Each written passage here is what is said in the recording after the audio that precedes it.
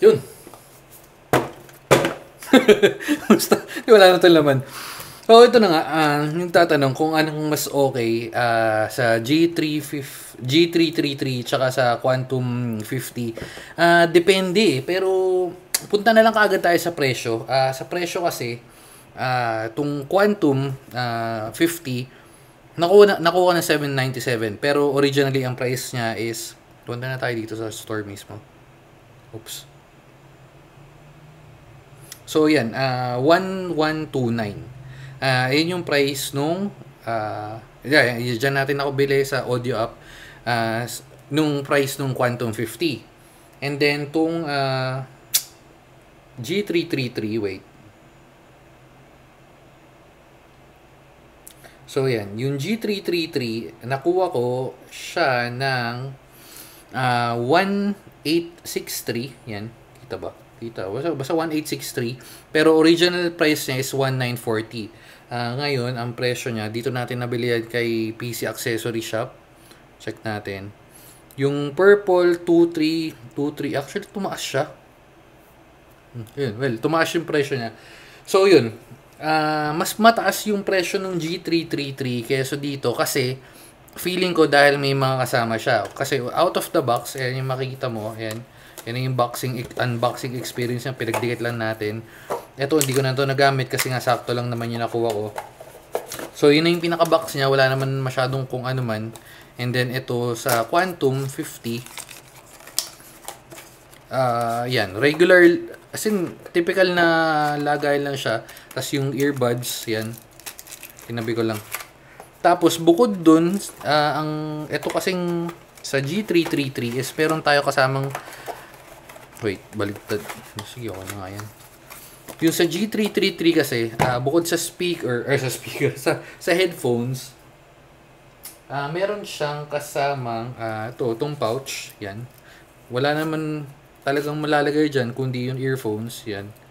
And at the same time, meron kang extra, siguro ito deal breaker na rin to, lalo na kung gumagamit ka ng mga Type-C na device, at walang audio jack dahil yung mga phones ngayon or kung sa laptop walang problema kasi nga to pero yung phones mo kung naka-audio yung yan dito mo sasaksak so yan yung kasama and yung presyo kasi nito parang sa 300 400 may mas mura pero di ko sure kung gagana pero yun nga so parang naging deal breaker yun kaya nung originally ito na rin talaga pinagpipilian ko nagkataon lang na mas nauna natin tong kinuha. Pero, yung sa tunog, so ito na nga yung, kasi mahirap din i-differentiate talaga yung tunog, lalo na kung in-explain mo lang, di ba?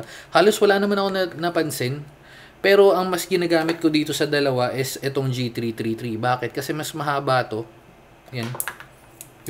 Yung wire niya, kumpara dito. Oops. Sa Quantum. Yan o. Medyo dikit na kagad dito. Very minimal yung difference. Yan, siguro 1, 2, 3 inch.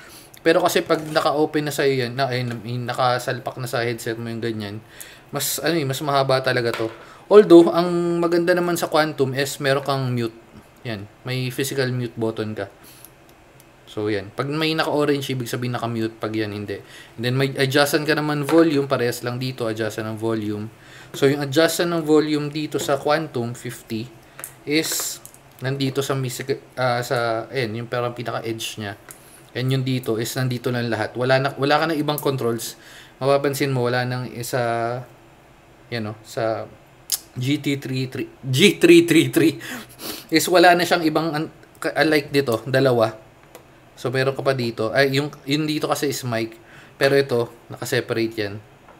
Ayun. So, bukod dun, at saka isa pa, ito medyo malaki ito. Ang laki nung, wait lang. Ayun o. So, ito yung sa G333. Sa Quantum 50, ay yung difference nila. Diba? Sobrang laki, sobrang bulky.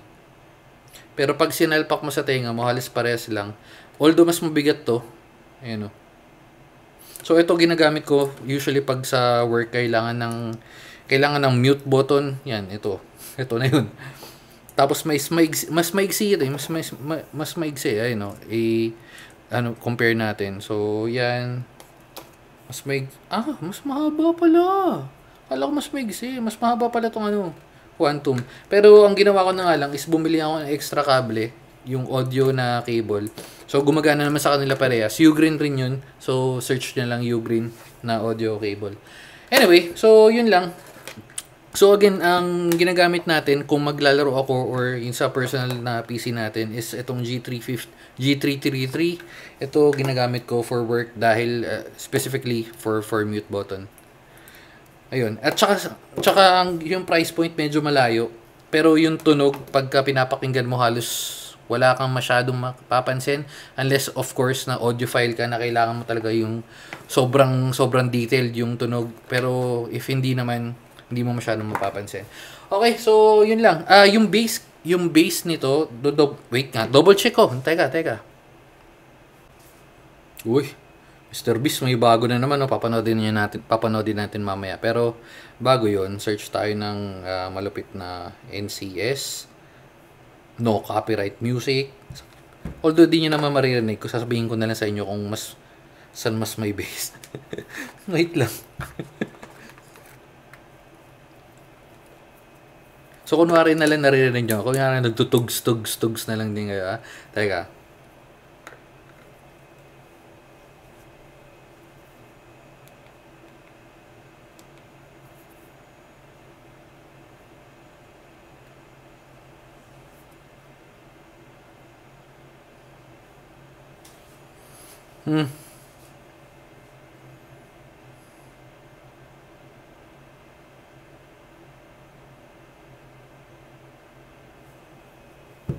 Okay, so na-check na natin yan. Co-compare natin again.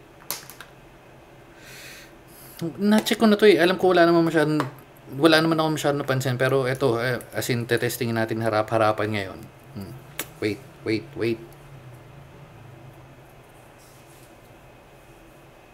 Well, okay, so